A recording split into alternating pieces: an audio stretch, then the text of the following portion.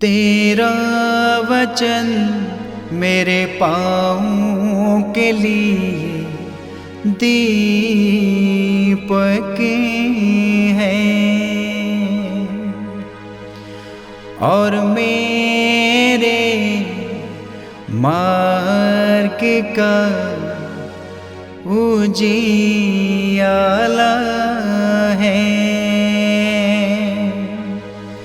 तेरा वचन मेरे पाँवों के लिए दीपक है।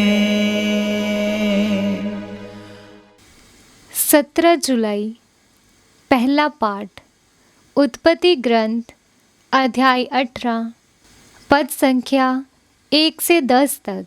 इब्राहिम मामरे के बलूत के पास दिन तेज गर्मी के समय अपने तंबू के द्वार पर बैठा हुआ था कि प्रभु उसको दिखाई दिया। इब्राहिम ने आंख उठाकर देखा कि 3 पुरुष उसके सामने खड़े हैं। उन्हें देखते ही वे तंबू के द्वार से उनसे मिलने के लिए दौड़ा और दंडवत कर बोला, प्रभु, यदि मुझ पर आपकी कृपा हो तो अपने सेवक के सामने से यूं ही ना चले जाएं। आप आज्ञा दे तो मैं पानी मंगवाता हूँ। आप पैर धोकर वृक्ष के नीचे विश्राम करें। इतने में मैं रोटी लाऊंगा। आप जलपान करने के बाद ही आगे बढ़ें। आप तो इसलिए अपने सेवक के यहाँ आए हैं। उन्होंने उत्तर दिया, तुम जैसा कहते हो वैसा ही करो। इब्राहिम के तंबू के भीतर दौड़कर सारा से कहा, जल्दी से 3 पसेरी मैदा गूंदकर फुलके तैयार करो। तब इब्राहिम ने डोरों के पास दौड़कर एक अच्छा मोटा बछड़ा लिया और नौकर को दे दिया, जो उसे जल्दी से पकाने गया। बाद में इब्राहिम ने दही, दूध और पकाया हुआ बछड़ा लेकर उसके सामने रख दिया और जब तक वे खाते रहे वे वृक्ष के नीचे खड़ा रहा। उन्होंने इब्राहिम से पूछा, तुम्हारी पत्नी सारा कहाँ है?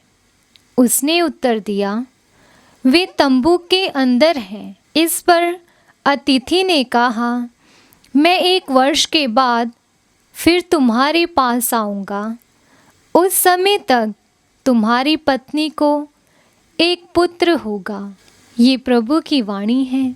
ईश्वर को धन्यवाद। भजन अनुवाक्य। प्रभु, कौन तेरे शिविर में प्रवेश करेगा? प्रभु, कौन तेरे शिविर में प्रवेश करेगा? कौन तेरे पवित्र पर्वत पर निवास कर सकेगा? वही जिसका आचरण निर्दोष है, जो सदा सत्कार्य करता है, जो हृदय से सत्य बोलता है और चुगली नहीं खाता। अनुवाक्य। प्रभु, कौन तेरे शिविर में प्रवेश करेगा?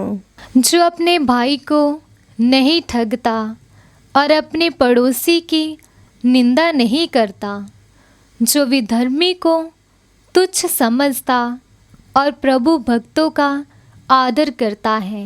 अनुवाक्य।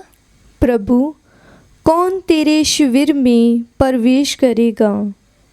जो किसी भी कीमत पर अपने वचन का पालन करता है, उधार देकर ब्याज नहीं मांगता और निर्दोष के विरुद्ध घूस नहीं लेता, जो ऐसा आचरण करता है वे कभी विचलित नहीं होगा। अनुवाक्य। प्रभु, कौन तेरे शिविर में प्रवेश करेगा? दूसरा पाठ कुलोसियों के नाम संत पौलुस का पत्र अध्याय 1 पद संख्या 24 से 28 तक। इस समय मैं आप लोगों के लिए जो कष्ट पाता हूँ उसके कारण प्रसन्न हूँ। मसीह ने अपने शरीर अर्थात कलीसिया के लिए जो दुख भोगा है उसमें जो कमी रह गई है मैं उसे अपने शरीर में पूरा करता हूँ।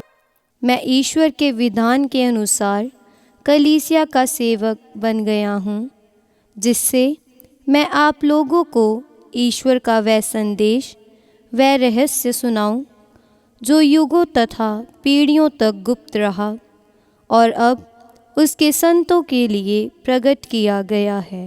ईश्वर ने उन्हें दिखलाना चाहा कि गैर यहूदियों में इस रहस्य की कितनी महिमामय समृद्धि है। वह रहस्य है कि मसीह आप लोगों के बीच है और उनमें आप लोगों की महिमा की आशा है। हम उन्हीं मसीह का प्रचार करते हैं, प्रत्येक मनुष्य को उपदेश देते और प्रत्येक मनुष्य को पूर्ण ज्ञान की शिक्षा देते हैं, जिससे हम प्रत्येक मनुष्य को मसीह में पूर्णता तक पहुंचा सकें। ये प्रभु की वाणी है। ईश्वर को धन्यवाद। जय घोष। हालेलुया। अनुवाक्य। हालेलुया। धन्य है वे जो सच्चे और निष्कपट हृदय से वचन सुनकर सुरक्षित रखते और अपने धैर्य के कारण फल लाते हैं। अनुवाक्य। हालेलुया। पवित्र सुसमाचार संत लूकस के अनुसार अध्याय 10 पद संख्या 38 से 42 तक। ईसा यात्रा करते करते एक गांव में आई और मर्था नामक महिला ने अपने यहाँ उनका स्वागत किया। उसके मरियम नामक एक बहन थी जो प्रभु के चरणों में बैठकर उसकी शिक्षा सुनती रही, परंतु मर्था सेवा सत्कार के अनेक कार्यों में व्यस्त थी। उसने पास आकर कहा, प्रभु, क्या आप यह ठीक समझते हैं कि मेरी बहन ने सेवा सत्कार का पूरा भार मुझ पर ही छोड़ दिया है? उससे कहिए कि वह मेरी सहायता करे। प्रभु ने उसे उत्तर दिया, मर्था मर्था, तुम बहुत सी बातों के विषय में चिंतित और व्यस्त हो, फिर भी एक ही बात आवश्यक है।